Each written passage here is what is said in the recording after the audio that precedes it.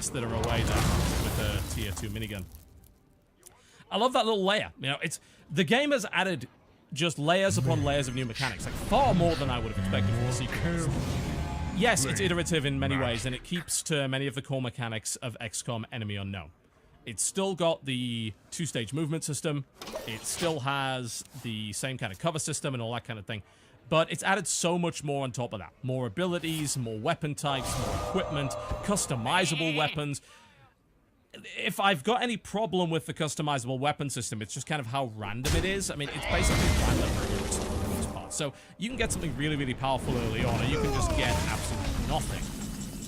Also, some of the loot does add a little bit more dice rolling to the game. A lot of it is percentage-based, and some people maybe are going to object to that lack of reliability and predictability. They're going to think, oh, this is getting a little bit too Diablo. There's too many proc chances going on here. This stuff isn't as reliable.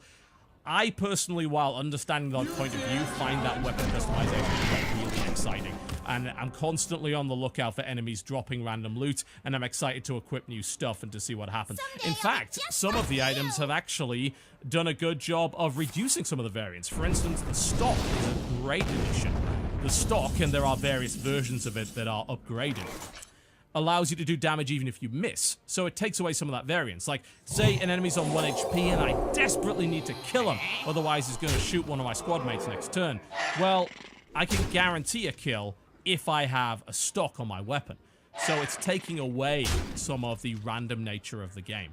But of course, with the proc chance, it's also adding some in as well. So I think it's a cool balance. I think maybe it could go too far. I imagine that some of the late game stuff is going to be insane and ridiculous, maybe too ridiculous, but I have never been somebody that hasn't enjoyed proc chances. I find it a really fun mechanic, and its introduction to XCOM might be controversial, but so far what I've seen with it has been a lot of fun.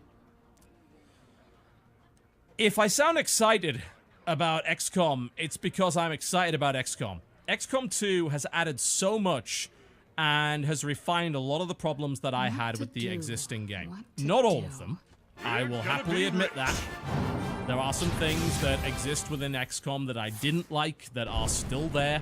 If you didn't like the cover system, you're still not going to like the cover system. If you didn't like the 2 actions, you're still not going to like the 2 actions. If you didn't like the fact that you had to make mutually exclusive choices in things that you did on the Geoscape, that's still there too. But I will give them props for, while sticking to their guns with those mechanics, putting little things in to alter the way that they're used. In